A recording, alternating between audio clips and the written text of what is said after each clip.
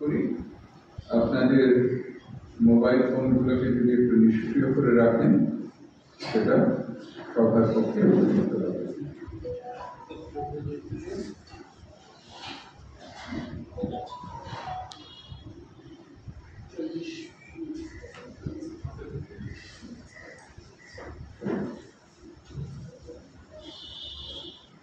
নমস্কার।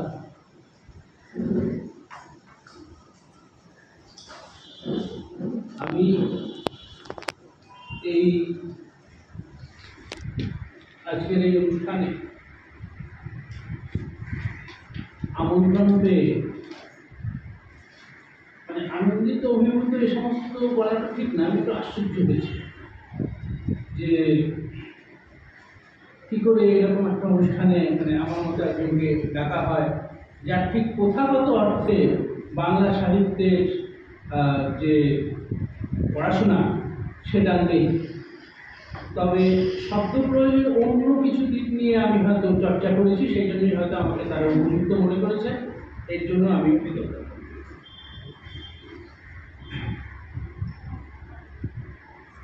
রবীন্দ্রনাথের কবিতা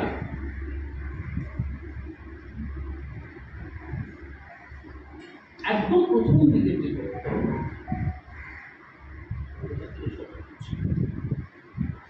ধরা যাক সন্ধ্যা সঙ্গীত, শৈশব সঙ্গীত, এই সমস্ত জায়গায় শব্দ নিয়ে আলোচনা করবার খুব একটা কোনো ইচ্ছে আমার নেই। তার কারণ ওইখানে রবীন্দ্রনাথ যখন কবিতা লিখছেন তখন রবীন্দ্রনাথ ঠিক রবীন্দ্রনাথ হয়ে ওঠেন, তখনও তিনি একটু হাত গরম করছেন, ক্রিকেটের ভাষা বলতে গেলে নেট প্র্যাকটিস করছেন, তখনও তিনি রবীন্দ্রনাথ হন। এবং তারপরে যা তিনি হলেন, যেভাবে আস্তে আস্তে তার বৈশিষ্ট্যগুলো প্রকাশিত হতে শুরু করলো, সেগুলো যদি শব্দ প্রয়োগের ব্যাপারে অন্তত আমরা আলোচনা করতে চাই, তাহলে একটা দুটো কথা আমাদের মনে রাখতে হবে প্রথম থেকেই, সেটা আমি বলে নিই। এক নম্বর হচ্ছে যে পুরোপুরি গদ্যকে বাইরে রেখে কবিতার শব্দ সম্বন্ধে আলোচনা করা হয়তো সম্ভব হবে না এবং হয়তো ঠিকও হবে না। কেননা একজন যখন লিখছেন তখন তিনি তো আর আলাদা করে কবি একজন আর গদ্য লেখক একজন এরকম তো না, কিন্তু তার মনের মধ্যে কি চলছে এইটা চিন্তা করাটাই হচ্ছে আমাদের খানিকটা উদ্দেশ্য।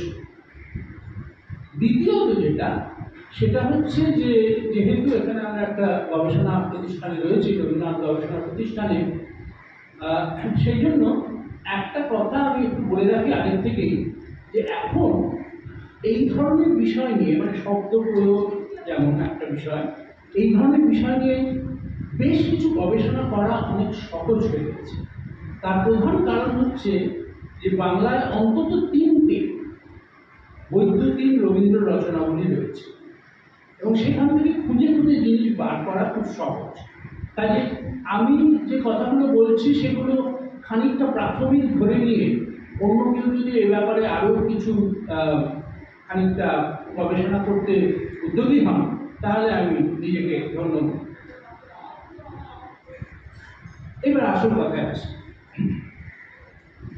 রবীন্দ্রনাথ ভালো করে রবীন্দ্রনাথের মতো কবিতা লিখতে শুরু করার আগে একটা ঘটনা ঘটল, যেটা আমার মনে হয় তার ভবিষ্যৎ কাব্যজীবনকে অনেক অংশে নিয়ন্ত্রিত করেছে। সেটা হচ্ছে যে রবীন্দ্রনাথের নাটক এবং গানের উৎসাহ ছিল বলা বাহুল্য। কাজে তিনি প্রথমে নাটকের দিকে ঝুঁকলেন এবং একটি আশ্চর্য জিনিস সৃষ্টি করলেন, সেটি হচ্ছে বাল্মীকি প্রতিভা।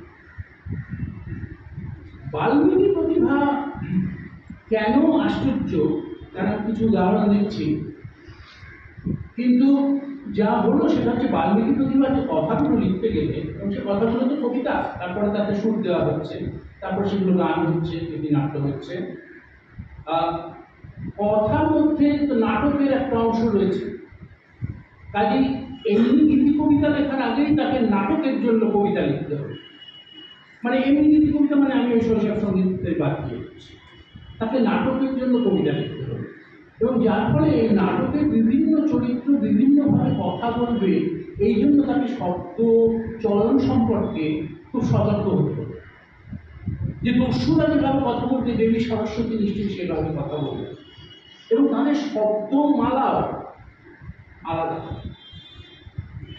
এবং বিশেষত এই দস্যুদের সরস্বতীর যে কথা, সেটা তৎসম শব্দবহুল কথা, সেই ধারাটা আগের থেকে ছিল। সেটাই রবীন্দ্রনাথ উত্তরাধিকার সূত্রে লাভ করেছেন এবং তার নিজের মতো করে সেটাকে তৈরি করেছেন। কিন্তু অন্য যে ধারাটা, সেটা অন্তত মানে শিষ্ট সাহিত্যের মধ্যে, মানে আমি ফেলুরের মধ্যে ছিল কিনা এটা আমি বলছি না, কিন্তু শিষ্ট সাহিত্যের মধ্যে ওটা ছিল। এখন সেইখানে যে ভাষা রবীন্দ্রনাথকে আনতে হলো, সেই ভাষাটা একেবারেই একটা কবিতার পক্ষে একটা নতুন ভাষা। বাল্মীকি প্রতিভা থেকে আমি কয়েকটা লাইন পড়ে পড়ে তার উদাহরণ দিচ্ছি। আহ, বেঁচেছি এখন, শর্মা ওদিকে আর ন, শর্মা শর্মা কথাটা লক্ষ্য করি, কিংবা আহ, এইরকম যে কথা, মানে যাকে ইংরেজিতে বলে ইন্টারজেকশন, সেরকম কথা কবিতার মধ্যে করতে ছিল। এইসব কথা আসছে কারণ এগুলো নাটকের সংলাপ। তারপরে কি করছেন,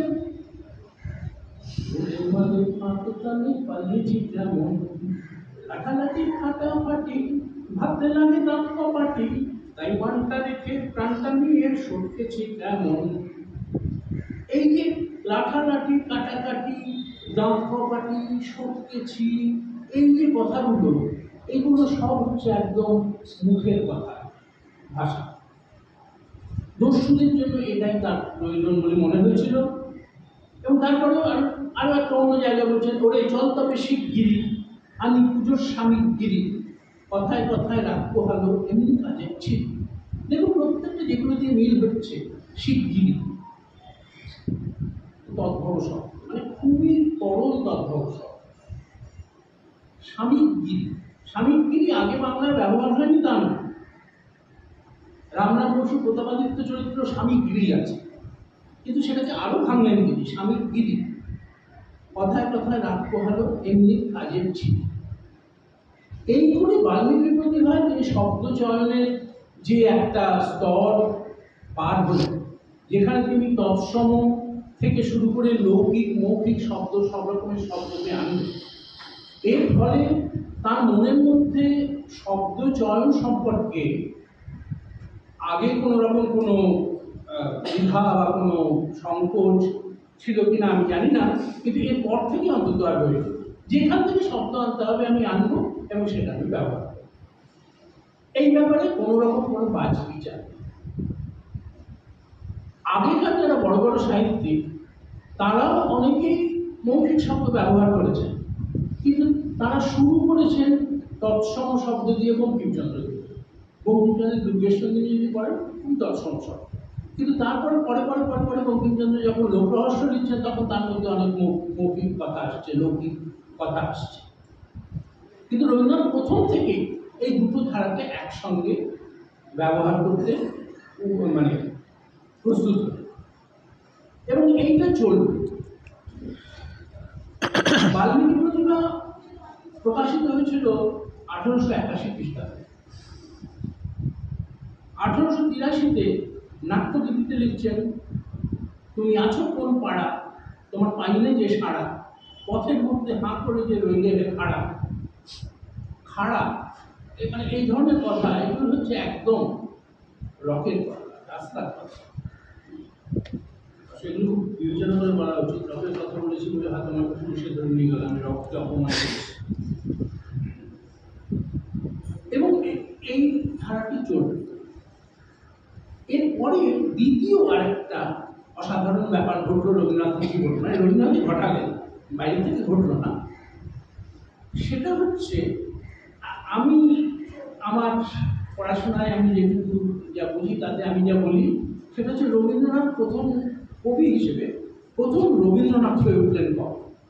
এবং আমার কাছে উত্তর হচ্ছে মানসিক কাব্যগ্রন্থ। মানসিক কাব্যগ্রন্থে রবীন্দ্রনাথ এমন অনেক জিনিস শুরু করলেন যা তার আগে ছিল। বা থাকলেও অন্তত শিষ্ট সাহিত্যের মধ্যে তার স্থান ছিল।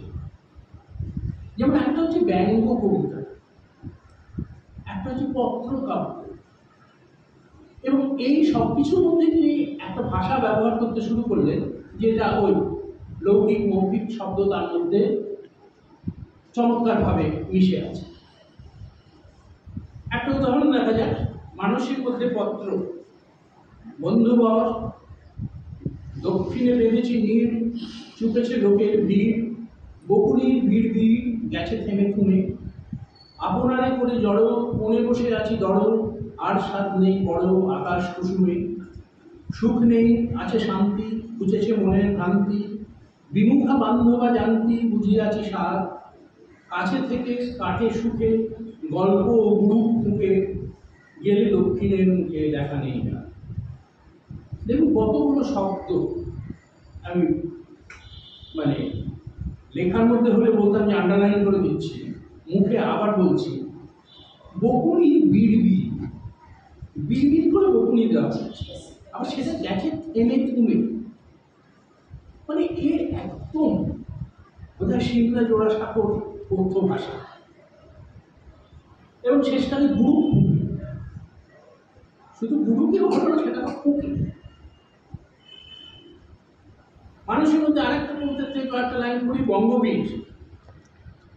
যত পড়ি তত দূরে যায় তেল, মগজে গজিয়ে ওঠে আক্কেল, কেমন করিয়া বৃদ্ধি ক্রময়ের বাড়িত রাজার মাথা, বালক যেমন ঠ্যাঙার বাড়িতে, পাকা আমগুলো রহে গো বাড়িতে, কৌতুক ক্রমে বাড়িতে বাড়িতে উলুটি বইয়ের পাতা।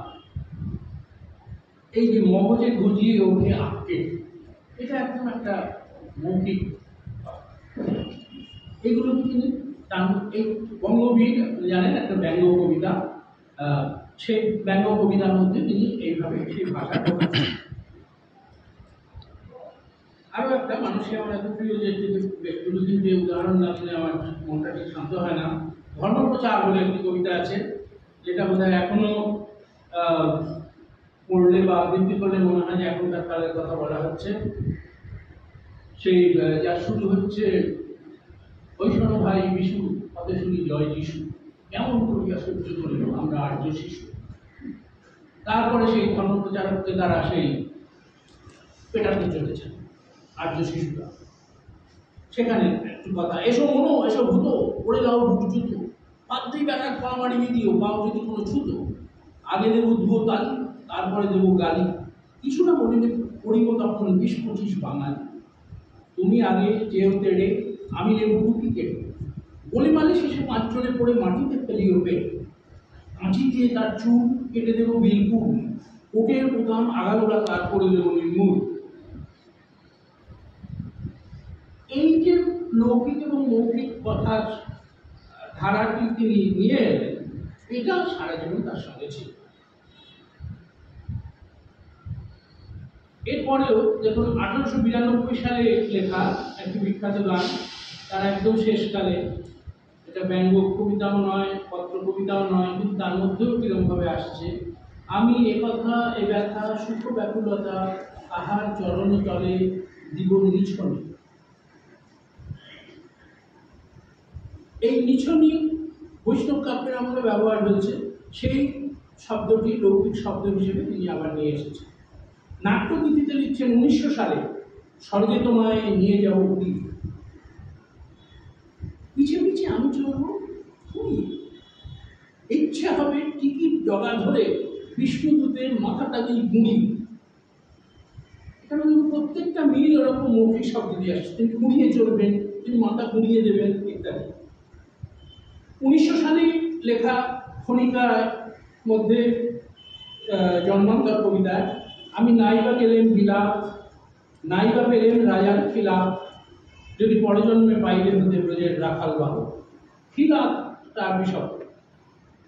এখন আরবি শব্দ এখন পশ্চিমবঙ্গের শিষ্ট বাংলা ভাষায় যতটা বিরল হয়ে এসেছে, তখন ঠিক ততটা ছিল। কিন্তু সেগুলো মানে আমি যেটা বলতে চাইছি সেটা হচ্ছে যে কোনো দিক থেকে শব্দ নিতে রবীন্দ্রনাথ কোনো লৌকিক মৌখিক শব্দ, আরবি শব্দ সব কিছু, এবং ইংরেজি শব্দ, সেটার কথা একটু পরে আসবে। আরো পরে 1911-এ সেটা আসন হয়নি পাতা, সেটা মালা হয়নি গাঁথা। রবীন্দ্রনাথ অনায়াসে লিখতে পারতেন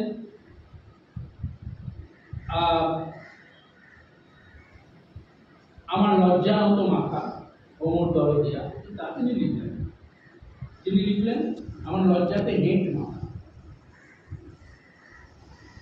আরো পরে চলে যাবে 1928, মোটামুটি কবির জীবনের প্রায় একটা গোটা জীবনটাকে আস্তে আস্তে দেখে যাচ্ছে।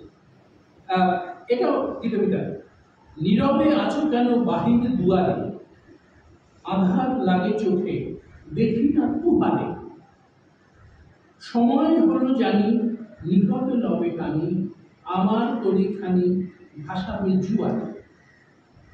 জুয়ারে মানে হচ্ছে জোয়ার। ময়মনসিংহ অঞ্চলে এই জায়গাটার কথ্য ভাষায় এইরকম ভাবে অনেক ও উ বলে উচ্চারণ হয়, সেটাকে তুমি অনায়াসে নিয়ে এসেছে। এইভাবে মানে গোটা তার কাব্যজীবনে তিনি মৌখিক এবং লৌকিক শব্দ ব্যবহার করে এসেছে। এবারে পূর্ণ রকমের শব্দ কথা বলা, কাব্যিক শব্দ যেগুলো মুখে ব্যবহার হয় না, সেরকম শব্দ রবীন্দ্রনাথ সেরকম ব্যবহার করেছেন। সেগুলো রবীন্দ্রনাথ প্রথম ব্যবহার করেছেন তা না, সেগুলো চল আগে থেকে ছিল। কিন্তু রবীন্দ্রনাথের কাছে তার একটা গুরুত্বপূর্ণ ব্যাপার দেখা যাচ্ছে, যেটা আমি বলতে পারি। যেমন ধরুন দুটো শব্দ তব আর মম, এগুলো তো আমরা মুখের ভাষায় কখনো বলি না। তব আর মম রবীন্দ্রনাথ ব্যবহার করেছেন কিরকম, আমি উদাহরণ দিচ্ছি। এখানে আমি ওই বৈদ্যুতিন রচনাবলীর সহায়তা নিয়েছি। কবিতা এবং গানের মধ্যে তিনি তব ব্যবহার করেছেন 949 বার। মনে হয় তিনি খুব তব লিখতেন, কিন্তু আসলে তা না। কেন তোমার শব্দটা ব্যবহার করেছেন 1608 বার। তার মানে হচ্ছে তুলনামূলক ভাবে তিনি তব থেকে তোমার লেখা বেশি পছন্দ করেছেন। এবং তোমার শব্দটা শুধু দেখলে চলবে না, একটা কথা মনে রাখতে হবে, তব শব্দের সঙ্গে অভিঘাতবাচক ই যেটা বাংলায় ব্যবহার হয় তোমারই, সেটা তবর সঙ্গে ব্যবহার করা যায় না। এবং অধিকবাচক ও যেটা, সেটাও তবর সঙ্গে ব্যবহার করা যায় না। কাজে তোমারই এবং তোমারও যদি আমরা এর সঙ্গে ধরি, তাহলে আরো সঠিক। তেমনি মম 281 বার, আমার 1814 বার। তার মানে দেখছেন রবীন্দ্রনাথ এই কাব্যিক শব্দগুলোর থেকে আস্তে আস্তে দূরে যাচ্ছেন। রবীন্দ্রনাথের আগে কবিতায় কিন্তু এই কাব্যিক শব্দগুলোই ব্যবহার হয়। আমি জানি না খুবই একটা ভালো জিনিস আমি যদি করতে পারি যে ভারতচন্দ্রের কবিতায় তব কতবার আছে আর তোমার কতবার আছে, আমার নিজের ধারণা তব অনেক বেশি। কিন্তু যাই হোক, সে বুদ্ধিটা তো আমি করিনি।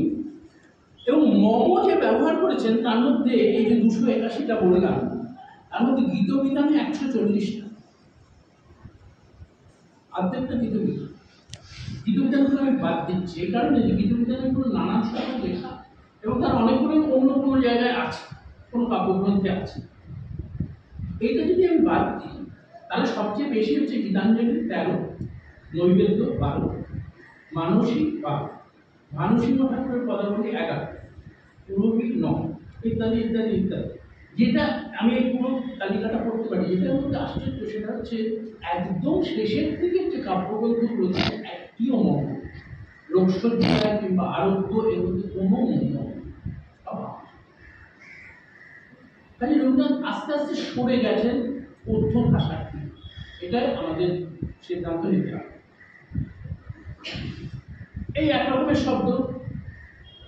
আর কিছু শব্দ আছে যেগুলো এখন আমরা কাব্যিক শব্দ হিসেবে চিন্তা করি, সেগুলো কিছু অধুনা অপ্রচলিত ক্রিয়া আছে। যেমন হেরিয়া, হেরা, হেরিয়া বা মশা, সুধানো, পুছা, এগুলো রবীন্দ্রনাথ ব্যবহার করেছেন, তার আগে থেকেই ছিল, কিন্তু খুব বেশি না। পুছা দুবার কুচি দুবার ব্যবহার করেছেন, কুচে তিনবার ব্যবহার করেছেন ইত্যাদি। অবশ্য তার থেকে বেশি ব্যবহার করেছেন এরিয়া 31 বার ইত্যাদি। পরি ভাবি ইত্যাদি ক্রিয়াপদ প্রচুর ব্যবহার করেছেন, আমি তার কোনবার কোনো চেষ্টা করি কারণ গোনা ক্ষেত্র সব। নাম ধাতু ব্যবহার রবীন্দ্রনাথ করেছেন। রবীন্দ্রনাথের আগে মানে মাইকেল নাম ধাতু প্রচন্ডভাবে ব্যবহার করতেন, কাজে তার একটা ঐতিহ্য ছিল। রবীন্দ্রনাথ কিছু ব্যবহার করেছেন কিন্তু খুব বেশি না। তার মধ্যে যেটা প্রকাশী এবং প্রকাশিবে এইগুলো প্রকাশী 8 বার আছে, প্রকাশিবে 5 বার আছে। জিজ্ঞাসিলাম, আচ্ছা তার আগে অন্য একটা ক্রিয়া বলে নি, বাহিরিল আর বাহিরিতে। এটাকে অবশ্য ঠিক নাম ধাতু বলা যাবে কিনা জানি না, কারণ মুখের কথা তো বেরোনোটা আমরা ব্যবহার করি, যে বেরোনোর সাধু রূপ বাহিরিল কিনা এটা নিয়ে তখন শুনতে পারে, নাকি বাহির থেকে নাম ধাতু হয়ে বাহিরিল হচ্ছে, এটা আমার চিন্তায় ঠিক ছিল।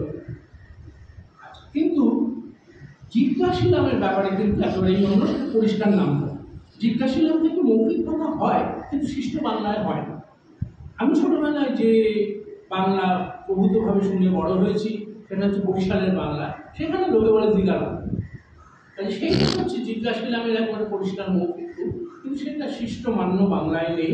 কাজে এটা তুমি যখন ব্যবহার করেছো এটাকে কাব্যিক শব্দের মধ্যেই ফেলতে হবে। এই ক্রিয়াপদগুলোর কথা যখন এলো তখন অন্য ক্রিয়াপদে রবীন্দ্রনাথ কি করেছেন সেগুলো একটু দেখা যাক। ক্রিয়াপদের ব্যাপারে রবীন্দ্রনাথের প্রথম যে বড় একটা মুক্তির ভাব এসেছিল সেটা হচ্ছে কবিতা না, সেটা গদ্যে, সেটা হচ্ছে ইউরোপ প্রবাসীর পত্র। ইউরোপ প্রবাসীর পত্র ভূমিকাতে তিনি লিখেছেন যে নিজের আত্মীয় স্বজনের কাছে যে চিঠি লিখতে হয় তার সেটা মুখের কথাতে লেখাই ভালো বলে তিনি কথ্য ভাষায় সেই চিঠি লিখেছেন। কিন্তু তারপরে কবিতা এসে তিনি কি করেছেন দেখুন, আমি কয়েকটা উদাহরণ দিচ্ছি। করিলাম 17 বার, আচ্ছা না করিয়াছি কবিতা এবং গানে 31 বার ব্যবহার করছে, করেছি 147 বার, শুনিয়াছি 7 বার, শুনেছি 52 বার। তাহলে বুঝতে পারছেন যে এখানেও তার কিন্তু ঝোঁকটা হচ্ছে কথ্য ভাষার ক্রিয়াপদগুলো ব্যবহার করার দিকে। এবং আরও একটা জিনিস আমি খুব অবাক হয়ে লক্ষ্য করলাম, সেটা কালকে রাত্রিবেলা লক্ষ্য করেছি, তারপরে সেটা নিয়ে খুব বেশি কিছু করা হয়ে ওঠেনি, কিন্তু আপনাদের কাছে বলেই দিচ্ছি ব্যাপারটা। সেটা হচ্ছে যে এই কিছু ক্রিয়ার রূপ আছে যেগুলোকে আমি মনে করি ঔপভাষিক রূপ, কিন্তু অনেকে তা মনে করেন না এবং ব্যবহার করেন। যেমন আমার মতে বললামটা হচ্ছে মান্য ক্রিয়াপদ, কিন্তু নবনীতা দেবসেন থেকে শুরু করে অনেকেই বললুম লেখে। রবীন্দ্রনাথ প্রচুর বললুম লিখেছেন। কবিতার মধ্যে তিনি বললুম যে লিখেছেন বা বললেন লিখেছেন, কবিতার মধ্যে তিনি বললেন যে লিখেছেন, খুব আশ্চর্য। প্রথম লিখেছেন 1918 সাল কলকাতা, তার আগে কোথাও বললেন না। তারপর 1922 সালে একবার শিশু ভোলা না। এরপরে যতগুলো বললেন আছে, মানে আমাদের যে বলছি গোটা 35 তো মনে হচ্ছে গুণে, সেগুলো সবই হচ্ছে 1932 থেকে 1941, মানে জীবনের শেষ 10 বছর। মানে জীবনের শেষ 10 বছরে তিনি এই ক্রিয়াপদগুলোর দিকে ঝুঁকেছিলেন। বললুম বললুম রয়েছে কেবল পুনশ্চ, শ্যামলী এবং আকাশপতি। জীবনের শেষ দিকে তিনি এই ক্রিয়াপদগুলোর দিকে ঝুঁকেছিলেন, কিন্তু আগে কিন্তু এই ক্রিয়াপদগুলো ছিল না। এইবারে মৌখিক শব্দের কথা বলতে গিয়ে যেটা বলেছিলাম, ইংরেজি শব্দ প্রচুর ব্যবহার করেছে। ইংরেজি শব্দ নেওয়ার ব্যাপারে রবীন্দ্রনাথের কোনো রকম কোনো মানে মনের থেকে কোনো বাধা ছিল না। যেরকম দরকার হয়েছে সবসময় ইংরেজি শব্দ নিয়েছেন। এমনকি অনেক সময় কিছু কিছু ইংরেজি শব্দের পরিবর্তে কোনো বাংলা শব্দ ব্যবহার করা উচিত নয়, এটাও বলেছে। কবিতা নয়, কিন্তু যেমন একটা বড় উদাহরণ হচ্ছে নেশা। রবীন্দ্রনাথ নেশা অর্থে জাতি কথাটা ব্যবহার করা অত্যন্ত অপছন্দ করেন, কিন্তু জাতি বাংলায় রেস, কাজে সেটা ব্যবহার করা উচিত না। কিন্তু আমি কবিতার কথা ফিরে আসি। আবার মানসীতে ফিরে যাই, আবার একটা পত্র তপ্ত শ্রাবণের পত্র, বন্ধু হয়ে পরিপূর্ণ ভরসায় আছি তব ভরসায়, কাজকর্ম ভরসায় দেশে চম্পট, সামলা আটিয়া নিত্য তুমি করো ডেপুটিত্ব, একা করে মন চিত্ত করে ছাড়তাম, যখন যা সাজে ভাই তখন করিবে তাই, কালাকাল মানা নাই কলির বিচার, শ্রাবণে ডেপুটি পনা এ তো প্রভু নয় শোনা, তন প্রথা এ যে অনা সৃষ্টি অনাচার। দেখুন ডেপুটি কথাটা তিনি নিচ্ছেন, এখন বাংলা করার চেষ্টা করছেন, কিন্তু ডেপুটির সঙ্গে যে প্রত্যয়গুলো লাগাচ্ছেন সেগুলো কিন্তু বাংলা প্রত্যয়। মানে তিনি মনে করতেন যে একবার একটা যখন মূল ইংরেজি শব্দ নেওয়া হলো তখন সেই শব্দটাকে বাংলা হিসেবে বিবেচনা করে তার সঙ্গে বাংলা প্রত্যয়গুলো রাখা উচিত। যে নেশন কথাটা বললাম, ন্যাশনালিজম, সেখানে কিন্তু অনেক জায়গায় ন্যাশনালত্ব লিখছে, এখানে তেমনি ডেপুটিত্ব এবং ডেপুটিপনা এবং ওই তয় যে ত আর পনা, এই দুটি যে ঠিক একরকমের প্রত্যয় না, সেটা রবীন্দ্রনাথ পরে বাংলা ভাষা পরিচয় অনেকদিন পরে বলবেন। পনা কথাটার মধ্যে একটু যেন বা তুচ্ছতার ভাব আছে, কিন্তু তয় বলে যে এটা সংস্কৃত প্রত্যয়, তৎসম প্রত্যয়, সেটা কিন্তু ওরকম বাজবিচার করে না। তা সেগুলো করলেন। মানসিকই দেশের উন্নতি, বক্তৃতাটা লেগেছে বেশ, রয়েছে রেশ নাই, কি যেন করা উচিত ছিল, কিন্তু কি করি তাকে জানে, অন্ধকারে সন্ন্বেষণ ভারত মাতা করেন গ্রহণ, এখানে কালে বিশ্ব দ্রোণ গেলেন কোনখানে, গ্রহণ কথাটা বসিয়ে দেন একটা ইংরেজি কথা। আর বলতে পারেন কবিতা মেলানোর জন্য ওনার দরকার হয়েছে, বসিয়েছেন, হয়তো আর কিছু খুঁজে পাননি তাই বসিয়েছেন, বলতে পারে। কিন্তু রবীন্দ্রনাথ ঠিক যে পর্যায়ের কবি, তিনি ঠিক কবিতা মেলানোর জন্য একটা কথা অনিচ্ছা সত্ত্বে বসাবেন আমার মনে হয়। আর তার উপরে এমন অনেক জায়গা দেখেছি যেখানে কিন্তু কবিতা মেলানোর জন্য দরকার হয়নি, যেমন ওই আগে একটা যেটা বললাম যে জুয়ারে এখানে লিখেছে, তুহারের সঙ্গে মিল দিয়েছে, সেটা তো কবিতা প্রথম লাইন, নীরবে আছো কেন দেখি না তুহারে, কবিতার প্রথম লাইন। কবিতার প্রথম লাইনে কেউ কষ্ট করে শব্দ বসায় না, যদি প্রথম লাইন লিখতে না পারে সে কবিতা বাদ দিয়ে দেয়, বাতিলের ঝুড়িতে ফেলে দেয়। যখন কবিতাটা লিখতে লিখতে শেষের দিকে আর মেলাতে পারে না, তখন কষ্ট করে শব্দ বসানোর প্রশ্ন আসে।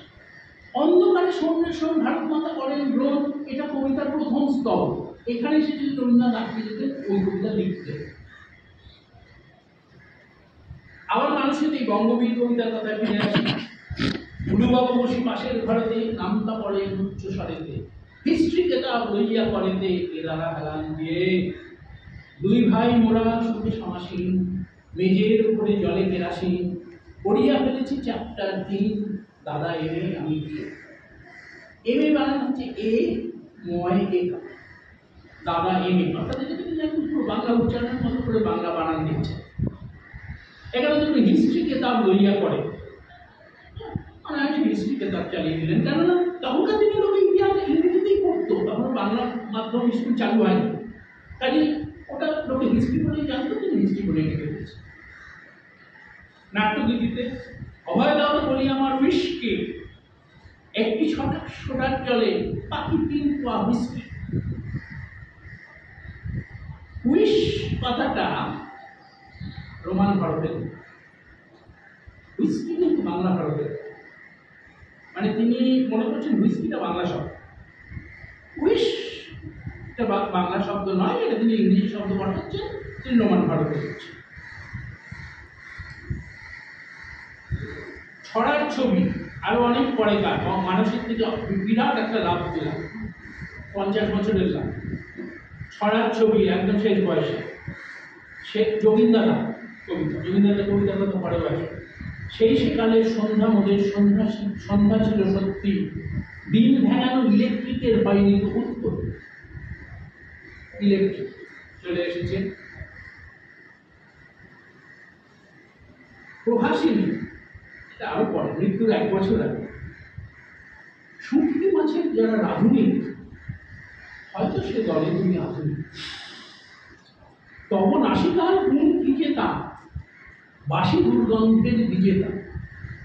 অর্থাৎ শুকনি মাছের একটা গন্ধ থাকে, কিন্তু সে বাসি দুর্গন্ধের বিজেতা। সেটা পরিচালনের লক্ষণ, বুর্জোয়া গর্বের মোক্ষণ। আমরা যখন স্কুলে উচ্চতায় পড়ি, তখন আমাদের এই পশ্চিমবঙ্গে একটি বিপ্লব চলছিল। তার নেতারা উঠতে বসতে রবীন্দ্রনাথকে বুর্জোয়া কবি বলে গালাগালি দিত।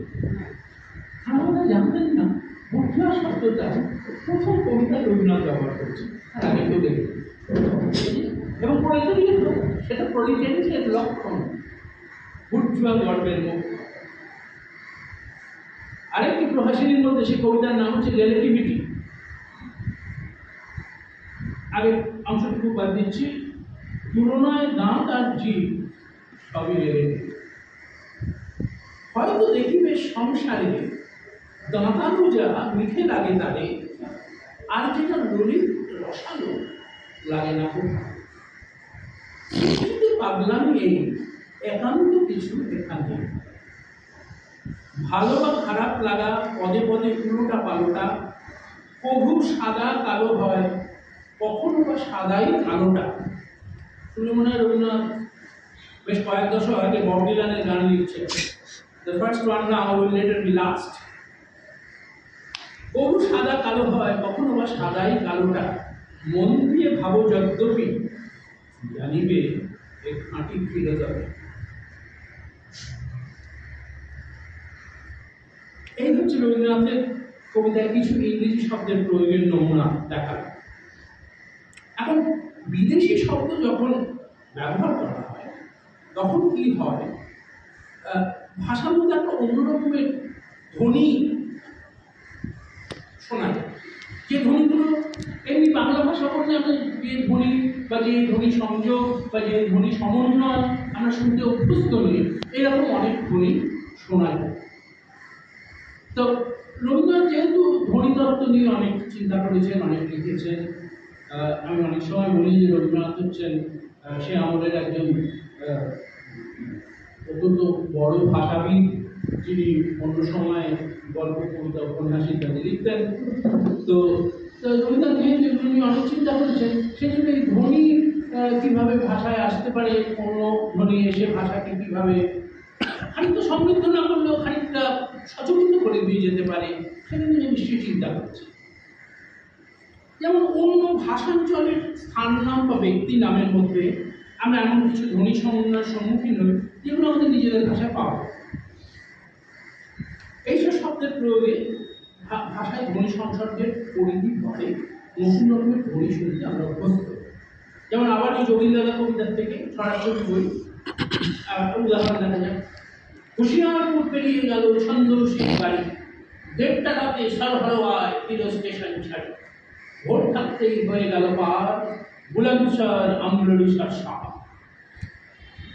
আবার একটু পরে খোঁজ পড়ে যায় যেগুলি কিছু শোনে কানা ঘুষায়, খোঁজে পিন্ডি লালন খায়, খোঁজে লালা মুসায়, খুঁজে খুঁজে লুধিয়ানায় ঘুরেছে পঞ্জাবে, গুলজারপুর হয়নি দেখা, শুনছি পরে যাবে। চঙ্গামঙ্গা দেখে এলো সবাই আলমগীরে, রাওয়ালপিন্ডি দেখে এলো হতাশ হয়ে ফিরে। অবশ্য কবিতার প্রথম লাইন থেকে বোঝা যায় যে এগুলো আসছে। এই যোগীন্দ্রনাথ প্রথম লাইন হচ্ছে, যোগীন্দ্রনাথ বাড়ি ছিল রেডাইস মাই খায়। ব্যাস প্রথম থেকেই আমরা নড়ে চড়ে বলছি যে অদ্ভুত অদ্ভুত শব্দ আসছে, এবং সে শব্দে প্রচুর যোগান কবিতার সম্পূর্ণ হয়। এবারে একটু অন্য কথা বলি। একটা শব্দ সমন্বয়, সমাস। আশ্চর্য এবং অভূতপূর্ব অনেক সমাস করেছেন রবীন্দ্রনাথ। মানে সমাসবদ্ধ দুটি শব্দের যে সমস্যমান যে দুটি শব্দ, তা কোনটাই অচেনা, কিন্তু একসঙ্গে দুটোকে মেলালে এমন একটা ব্যঞ্জনা হয় যাতে গোটা শব্দটাকেই নতুন। মহুয়া কাব্যগ্রন্থের ব্রাহ্মণ এবং শিরিষ শাখায়, যেটা কি কবিতার অন্তর্ভুক্ত গান, আমার মনে হয় আমরা সবাই শুনেছি, সেখানে সন্ধ্যার বর্ণনা দিতে গিয়ে প্রয়োগ করেছেন দুটি সমাজবদ্ধ পদ, শান্ত পূজন, শান্ত পূজন। শান্ত এবং শান্ত দুভাবে ব্যবহার হয়েছে। শান্ত পূজনে শান্তটা হচ্ছে বিশেষণ, শান্ত শান্ত শান্ত বীজাণও তাই, কিন্তু শান্ত বীজাণের দুটোই বিশেষণ, ওখানে দ্বন্দ্ব সমাস হচ্ছে। আরেকটি গান রক্তকরবী নাটকে যেটা আছে তার মধ্যে আছে দুটি শব্দ, দুঃখ জায়গা নিয়ে তোমার গান শোনা, তবু ঘুম ভাঙা নেই। এখন এই কথাগুলোর কথায় আমি পরে একটু আসছি। যজ্ঞ কথাটা হয়তো অপরিচিত নয়, আনন্দ কথাটা তো অপরিচিত নিশ্চয়ই নয়, কিন্তু আনন্দ যজ্ঞ সমাস কেউ আগে করেছিলেন বলে আমি জানি না, পড়াশোনা তো কম, আমি আগে বলে দিয়েছি। বিস্মৃতি আর স্রোত দুটোই চালু শব্দ, কিন্তু বাদল দিনের প্রথম কদমফুল গানটিতে যখন তিনি বিস্মৃতি স্রোত ব্যবহার করলেন তখন একটা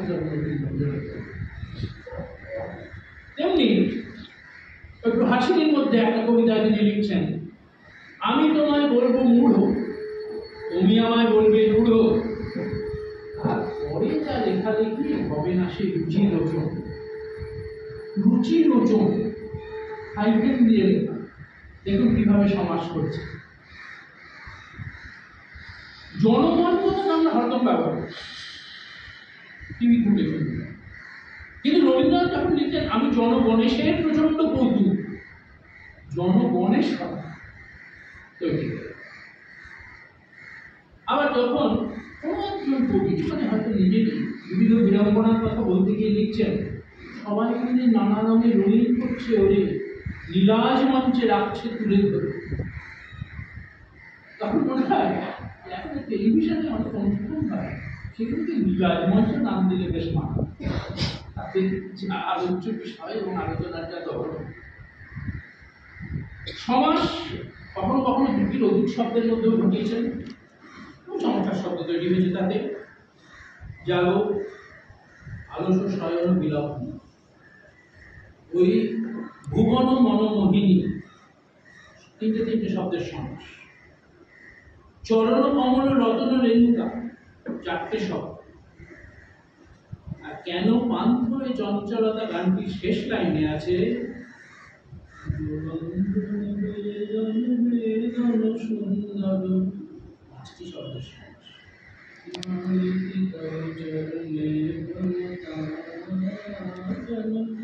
আবার কিছু কিছু প্রচলিত শব্দের এমন প্রয়োগ করেছেন যাতে অর্থটাই অন্যরকম হয়েছে। যখন তিনি লিখেছেন কৃষ্ণ বলি আমি দাঁড়িয়ে বলি, কালো দ্বারে বলে গায়েন লোক, তখন কৃষ্ণ বলি শব্দটাকে এখন যেমন নতুন অর্থ হয়েছে। মনে হয় যেন সমাজ বিয়ের যে অর্থ হয় কালো ফুল, সেটার দিকেই কবির লোক। অথচ কৃষ্ণ চূড়ায় যেমন কালো নয়, কৃষ্ণ বলিও কিন্তু কালো, সাদা বা হলুদ। পাড়ায় সদ্য আগত নারীকে বা ডাক্তারের গুণগণার কথা বলতে গিয়ে যখন তিনি লেখেন গেছে নির্বাকপুরে ভক্তের ছাঁকটা, তখন স্পষ্ট করে না বলা হলেও নির্বাকপুর কথাটা অন্য একটা ব্যঞ্জনা মনে যায়। সমাস ছাড়াও এমন কিছু শব্দের সমাবেশ ঘটিয়েছেন যাতে বিস্ময় যায়। মোর নয়নের বিজুলি উজ্জ্বল আলো, যেন ঈশান কোণের ছটিকার মতো কালো। আলো কি করে কালো হলো, কিন্তু এ সম্বন্ধে আমি আলোচনায় যাব না, কারণ এটা সম্ভবত চিত্রকল্পের এখতিয়ারে পড়ে। সুবিধাতে এই লাইন দুটোই পড়বে তা আমি বলছি না, কিন্তু এই লাইন দুটো আমার এখতিয়ারে পড়ে। কিন্তু আরেকটা উদাহরণ দিই, এখন প্রথম সোনার বই এ নিদ্রিতা, সে যেখানে রাজকন্যা ঘুম থেকে উঠে ঘুরছে কে পড়ালেন না, সেইখানে সেই আমি যে সে যখন এসে সেই রাজকন্যার কাছে গেল, তখন কি দেখছি কমল ফুল বিমল সেজখানি, নীলিন তাহে কোমল তনুলতা, মুখের পানে চাহিল অনিমেষে, বাজিল বুকে সুখের মতো ব্যথা। সুখের মতো ব্যথা আমি কোনো মতো অনেক নিজের শব্দ বানিয়েছেন এসবের পর। দেখছি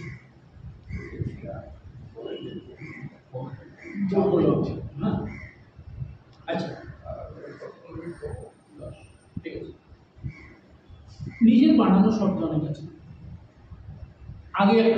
বলেছিলাম রাধুনিক, শুটকি মাছের যারা রাধুনিক জানি সেই দলে তিনি আধুনিক, রাধুনিক নাম বলবেন মিল দেওয়ার জন্য রাধুনিক করেছেন, ঠিক আছে, কিন্তু সবসময় ঠিক মিল দেওয়ার জন্য করে। যেমন প্রকাশনীর মধ্যে আর একটা কথা, একটা কবিতা একদম শেষে লিখছেন, অকল্যাণের কথা কিছু লিখমু অত্র, বানিয়ে লেখা ওটা মিথ্যে দুষ্টু, তদুত্তরে তুমিও যখন লিখবে পত্র, বানিয়ে তখন করো মিথ্যে দুষ্টু।